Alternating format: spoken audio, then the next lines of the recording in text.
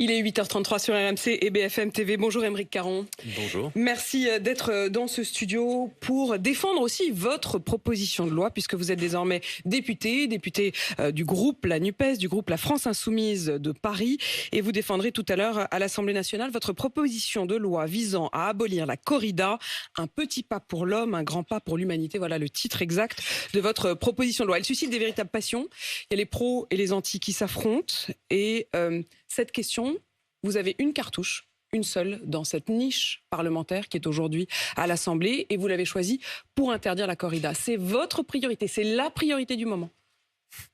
C'est pas la priorité absolue du groupe au sein duquel je siège, la France Insoumise. Vous savez, on avait une douzaine de propositions de loi aujourd'hui qu'on a inscrites à la niche. Qui vraiment balaie toutes les sortes de sujets qui préoccupent aujourd'hui les Français. On a une proposition de loi extrêmement importante sur la constitutionnalisation de l'IVG, on a le SMIC à 1 600 €, on a une proposition d'enquête sur les Uber Files, on a un projet de réintégration des soignants, également une proposition de loi pour les étudiants. Donc vraiment, on balaie tous les sujets. Vous connaissez les Et règles du jeu. effectivement, on a également une proposition de loi qui touche aux vivants. Parce que l'écologie, c'est aussi un marqueur important aujourd'hui de la France Insoumise. C'est la 4e de ces propositions de loi. Je rappelle les règles du jeu, en effet, de cette journée. On sait que vous avez une journée jusqu'à minuit pile. À minuit pile, en gros, les débats seront terminés. Et vous avez particulièrement insisté, en effet, pour que cette proposition de loi soit relativement haut dans toutes ces propositions qui vont être débattues aujourd'hui. Vous espérez donc la faire passer. On va revenir aussi sur le fond, mais je vous repose la question. Pour vous, en tout cas, pour vous, Aymeric Caron, aujourd'hui, la vie des taureaux, des 1000 taureaux qui sont tués dans les corridas est plus importante. C'était pour vous votre priorité que les questions de pouvoir d'achat, les questions qui se posent aujourd'hui. Non, je vois ce que vous essayez de me faire dire, Apolline, et pas du tout. En revanche, ça aurait été une erreur d'oublier complètement la question du vivant, qu'on pouvait exprimer de différentes manières également. Je crois qu'il faut aussi bien expliquer à nos éditeurs ce qu'est une niche parlementaire. C'est un moment très particulier de la vie démocratique. Donc c'est un temps qui est laissé au groupe d'opposition. Une journée, on commence à 9h, on finit les débats à minuit. Donc, il faut porter des textes, donc un temps qui est laissé pour tout simplement déposer des propositions de loi et essayer de les faire voter. Ces propositions de loi qui d'habitude viennent de la majorité, donc c'est pour ça que c'est vraiment votre moment. Voilà. Sauf que le temps étant tellement court qu'il faut choisir des textes avec des questions finalement assez simples. Généralement pour ou contre. Voilà. Si on était parti sur une autre question qui nous tient extrêmement à cœur concernant le vivant, j'en sais rien, par exemple la fin des fermes-usines, tiens. Ça, c'est extrêmement important. On sait très bien que ce n'est pas un sujet qu'on va résoudre en 2 heures ou en 3 heures ou en 4 heures dans l'hémicycle. C'est un sujet qui va nous demander beaucoup de temps. C'est pour ça que vous choisissez la corrida et pas parce qu'on aurait pu imaginer d'autres combats contre l'élevage intensif, contre... On a également une proposition de loi sur l'eau. Enfin, il y a beaucoup de choses qui nous permettent d'exprimer notre préoccupation aujourd'hui de l'écologie et du vivant. Il nous a semblé judicieux de porter cette question de la corrida aujourd'hui parce que c'est une question qu'on peut trancher en réalité très rapidement.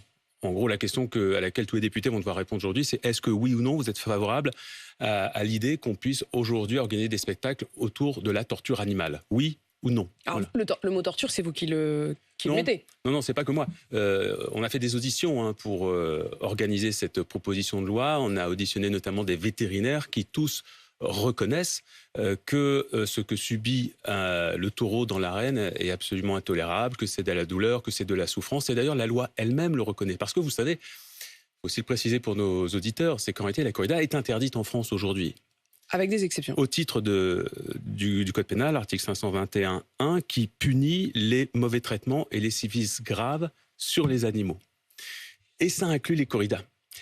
À ce point qu'il a fallu donc en effet inclure une exception en 1951 dans la loi via un alinéa pour autoriser malgré tout quelques villes à organiser des corridas. Et ça a été confirmé effectivement par la Cour d'appel de Toulouse que je cite avec cette jurisprudence. Il ne saurait être contesté que dans le midi de la France, entre les pays d'Arles et le Pays Basque, entre Garrigues et Méditerranée, entre Pyrénées et Garonne, en Provence, Languedoc, Catalogne, Gascogne, Landes et Pays-Bas, existe une forte tradition taurine qui se manifeste par l'organisation de spectacles complets de corrida de manière régulière. Et c'est donc cela qui les autorise, et c'est la loi telle qu'elle est aujourd'hui. Il y a effectivement une disposition dans la loi qui dit que dans les endroits où une tradition ininterrompue est reconnue, eh bien effectivement on peut organiser des corridas. Mais même cet argument de la tradition aujourd'hui est fortement remis en cause par l'histoire, tout simplement, parce que la corrida n'est pas une tradition française, contrairement à ce que veulent faire croire les aficionados. C'est une tradition espagnole qui a été importée chez nous en 1853 pour faire plaisir à l'épouse de Napoléon III. Et alors ? Donc c'est pas une tradition française. Et alors, c'est pas bien les traditions qui viendraient d'autres pays ? Ça ne peut pas devenir une tradition française ? C'est pas moi qui vais critiquer les traditions qui viennent d'autres pays. Non, mais je veux dire, le couscous, c'est pas une tradition française au départ, historique, et ça le devient, et c'est tant mieux, non ? Le couscous ne tue personne. Non, mais je veux dire, cet argument de l'idée que ce serait pas une tradition française et que du coup, elle pourrait pas avoir le tampon tradition française. C'est-à-dire que au moment, c'est pas votre meilleur argument, je trouve. En tout cas. Si, c'est l'argument des historiens, tout simplement. C'est une tradition espagnole. D'ailleurs, tous les termes aujourd'hui autour desquels s'organise la corrida, ce sont des mots espagnols. Donc, il y a eu. Donc, ça reste en Espagne, ça doit pas traverser la frontière. Ce que je veux dire par là. Non, moi j'adore effectivement les mélanges des cultures. Alors là, vraiment, vous êtes tombé sur une mauvaise personne, et je pense d'ailleurs que vous le savez très bien. Non, mais c'est pour ça que je suis étonné par cet argument. On s'enrichit même des cultures des autres. Simplement, je dis que lorsque le législateur s'appuie sur cet argument pour justifier ce qui est injustifiable dans le reste du pays, ça ne tient pas. Il y a cet argument aussi de ceux qui vont vous affronter tout à l'heure dans une autre forme d'arène qui est l'hémicycle de l'Assemblée nationale.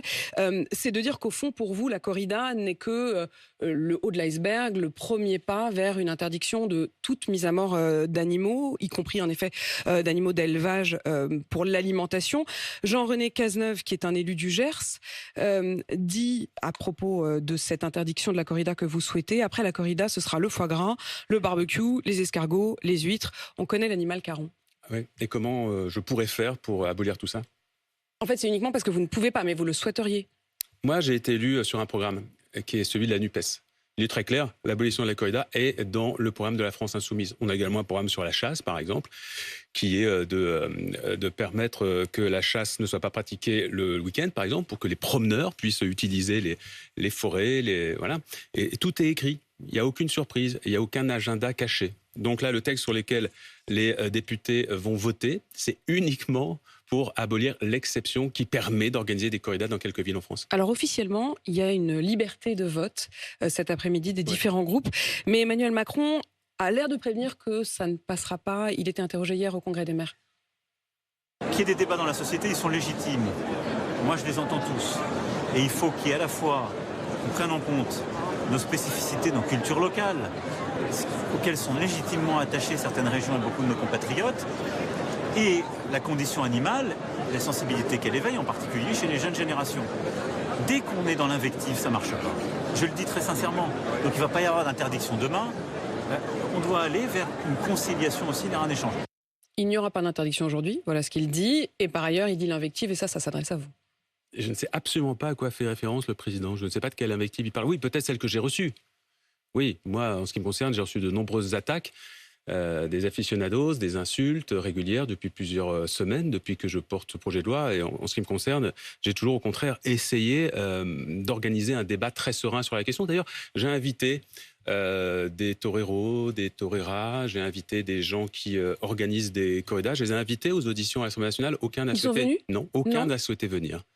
Alors si, il y en a un qui est allé, par exemple, s'expliquer devant les élus du Rassemblement national. Voilà, il y a eu des réunions privées qui étaient organisées par le lobby corrida. En revanche, ils ont refusé l'exercerce qu'on leur proposait dans le cadre de cette Vous avez assisté d'ailleurs, vous, à une corrida, déjà ? Et je voudrais juste terminer, si vous permettez. Allez-y, bien sûr. C'est très curieux, la sortie du président de la République.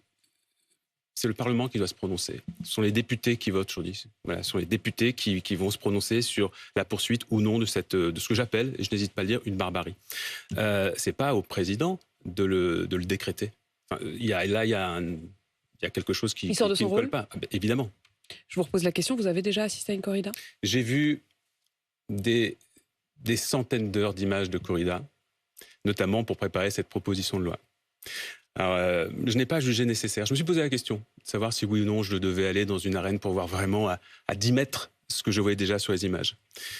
Mais d'abord, j'en suis arrivé à la conclusion que ce n'était pas utile parce que vous-même, je pense que vous n'avez jamais assisté à une séance de torture sur un être humain. Et je pense que vous êtes contre la torture. Je trouve quand même votre comparaison. Non, elle est c'est toute la question. C'est toute la question. À vos yeux, c'est la même chose, mais ça veut dire que vous mettez un signe égal entre un être humain torturé et non, la Apollinaire, mise à vous avez la mal mort compris. d'un Vous taureau qui combat. avez mal compris l'argument que j'essaye d'utiliser. J'essaye de vous dire simplement qu'il y a des choses sur lesquelles on peut avoir un jugement très clair sans avoir pour autant assisté au spectacle en direct de ce sur quoi on a un jugement. C'est-à-dire que vous êtes intellectuellement capable de dire on bannit la torture de nos pratiques, voilà, alors même qu'on n'ait jamais assisté à une séance de torture sur un être humain. C'est ça que je veux dire. J'aurais pu prendre un autre exemple. Je ne faisais pas là un parallèle entre la vie humaine et la vie du taureau. Eh bien, en ce qui concerne la corrida, il y a aussi quelque chose qui m'a semblé intéressant et qui justifie le fait de ne pas aller dans une arène. C'est qu'en réalité, je me suis rendu compte qu'on voyait sur les vidéos que je regardais, et j'en ai regardé un gros paquet, des choses qu'on ne va pas forcément voir lorsqu'on est à 50 ou à 100 mètres du taureau dans l'arène, à savoir les gros plans, notamment sur les blessures que subit l'animal lorsqu'on voit Mais le ça, sang. le torero le voit. Ah oui, Le mais pas torero, forcément. il a cette proximité avec... Oui, lui, il est conscient de ce qu'il fait et de ce qui se passe. Mais le spectateur, pas forcément. Peut-être Mais qu'il peut croire à cette vision très esthétisée de la chose. Que Tandis dites-vous ? qu'en gros plan, on voit bien le sang qui jaillit des naseaux, de la bouche. On voit l'animal en train de suffoquer. On voit qu'il n'en peut plus. On voit les gros plans sur le visage, sur la tête. Voilà, on voit le détail effectivement des entailles. Donc voilà, je trouve que c'est très documenté les vidéos aujourd'hui. À ceux qui vous répondent que c'est aussi une forme de fête, de coutume, de tradition, que dites-vous aux éleveurs de taureaux, aux toreros eux-mêmes? Que le caractère traditionnel d'une activité, que d'ailleurs je remets en cause en ce qui concerne la corrida, je vous l'ai dit tout à l'heure, est-ce que c'est français, est-ce que c'est espagnol, mais en tout cas le caractère traditionnel d'une activité n'a jamais été une justification morale pour cette activité. Il y a des traditions qu'on a su arrêter. Beaucoup de traditions. Dès lors que ces traditions n'étaient plus en concordance avec les standards moraux de nos sociétés qui évoluent, et heureusement. Il y a aussi cette question du rapport entre l'homme et l'animal. C'est ce que répondait Fabien Roussel, qui est aussi membre de votre groupe, qui est à la tête du Parti communiste, qui sera invité à voter tout à l'heure et qui annonçait hier à mon micro qu'il voterait contre. Je voterai contre l'interdiction de la corrida, car, non pas parce que je défends la corrida, mais parce que je pense que ce qu'il y a derrière la corrida, c'est le rapport entre l'homme et l'animal, l'homme et la nourriture. Des peintres, des artistes se sont penchés sur cette question. On ne peut pas être traité de barbare quand ceux qui défendent la corrida, un barbare, c'est celui à qui on ne parle pas. Or, nous considérons qu'on doit parler, justement, et pouvoir avoir ce beau débat sur cette passion qui existe beaucoup dans le sud de la France, plutôt que d'interdire. Le rapport entre l'homme et l'animal, qu'est-ce que vous répondez ? D'abord, je dis à Fabien Roussel qu'il y a un journal qui était longtemps l'organe du Parti communiste, qui s'appelle l'Humanité. Qui existe toujours, hein ? Oui, mais c'est plus l'organe officiel du PC, je crois. Et que abolir la corrida, c'est une question d'humanité. Et effectivement, ça interroge notre rapport là-dessus, sur ce point, je vais être d'accord avec lui, notre rapport à l'animal, bien sûr. Qu'est-ce qu'on choisit d'établir comme relation avec lui ? Et je crois qu'on s'est mis d'accord collectivement. On peut avoir effectivement des critères qui varient, des curseurs qu'on ne va pas placer au même endroit. Vous et moi, par exemple, on le sait très bien. Moi, je vais sans doute plus loin qu'un certain nombre d'autres Français sur le respect que je souhaite qu'on impose dans notre relation aux animaux. Mais je pense qu'on est tous d'accord sur l'idée que faire souffrir un animal, c'est pas quelque chose de souhaitable dans une société civilisée. Et accepteriez-vous les courses sans mise à mort ? Bien sûr. Ça, il n'y a pas de problème pour vous ? Vous faites référence sans doute aux courses landaises, camarguaises. Ce sont donc des jeux dans lesquels, effectivement, l'animal va s'amuser avec le taureau, mais sans le blesser, en réalité. Et évidemment, sans le tuer, ça ne pose aucun problème. La vachette d'Interville.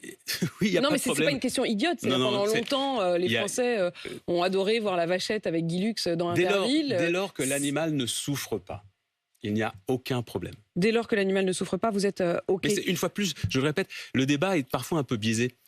Non, mais c'est important de pouvoir entendre tous vos arguments. Bien sûr, vous avez raison. Mais c'est déjà ce que prévoit la loi. J'essaye juste vraiment de le rappeler parce qu'on pourrait avoir l'impression que j'essaye de me battre pour acquérir de nouveaux droits aux animaux. Ce n'est pas le cas du tout. J'essaye simplement de faire en sorte qu'une exception soit annulée. C'est complètement différent. Et les chasses traditionnelles, je le signale par ailleurs, ont été jugées illégales par le Conseil d'État hier, malgré les décisions du gouvernement. Ça va dans le sens de votre protection. Bien sûr, nous sommes à la France Insoumise pour l'abolition des chasses dites traditionnelles. Les chasses les plus cruelles. Une dernière question, vous pensez que ça va passer aujourd'hui ? Ça peut passer, que vous ont dit les différents groupes, que vous ont dit les très différents honnêtement, députés ? ça peut passer. C'est l'incertitude absolue. Je ne vais pas vous dire oui, c'est sûr et certain, mais ça peut passer parce que lorsqu'on regarde l'équilibre des voix, France Insoumise, on votera tous pour, Europe Écologie Les Verts également, c'est très partagé chez Renaissance, ce sera sans doute moitié-moitié. Donc vous voyez, c'est tout à fait possible. On a juste un problème quand même, et ça c'est une question démocratique qu'il faut soulever, c'est que ceux qui sont opposés à cette loi, donc les pro-corrida, jouent vraiment le jeu de l'anti-parlementarisme, puisqu'on a à peu près 600 amendements qui ont été déposés sur cette loi, avec des amendements absolument farfelus. Je vais quand même en citer quelques-uns. Ouais. Par exemple, maintenir la corrida en prévoyant une piqûre contre la douleur. Ça, c'est un amendement de Patrick Vignal, député Renaissance, qui d'ailleurs s'est affiché le week-end dernier, main dans la main, avec le Rassemblement national. Après, Aymeric Caron, à ce jeu-là... Interdire les corridas quand la température est inférieure à 0. Obliger les toreros à faire une formation sur le bien-être animal. Ainsi de suite, ainsi de suite. À ce jeu-là, LFI, vous n'êtes pas les derniers en général à faire de l'obstruction parlementaire. Extrêmement rarement. Ça a été fait une fois sur la question des retraites. C'était dans un but absolument pas de ne pas avoir débat, mais bien au contraire de prolonger le débat qui, à nos yeux, n'était pas justement assez bien organisé dans la société. Et justement, c'était pour éviter un passage en force sur le texte. Là, c'est différent. Je veux un débat aujourd'hui à l'Assemblée. Or là, vous voyez très bien que de la part d'un certain nombre d'élus qui ont peur justement qu'il y ait une majorité de députés qui soient favorables à l'abolition, eh bien, ils font tout pour que ce débat ne puisse pas être organisé, puisque à minuit, on le sait, ça s'arrête.